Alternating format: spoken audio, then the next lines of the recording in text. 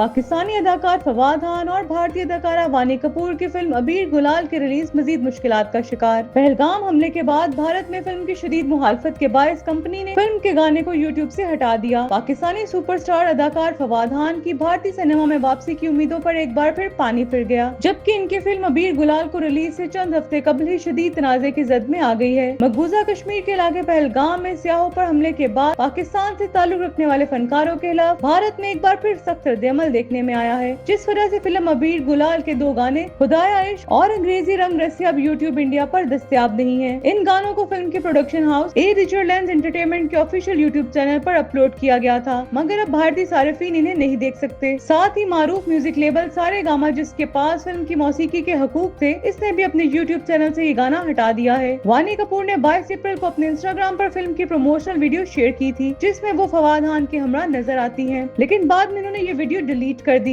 इस अमल को social media सारिफीन ने शदीद तनकीद का निशाना बनाया। मौजूदा हालात में फिल्म अबीर गुलाल की रिलीज पर स्याह बादल मंडलाने लगे हैं। फिल्म की रिलीज की तारीख 9 मई 2025 रखी गई थी, मगर अब इसकी नुमाइश मशकूक हो गई है।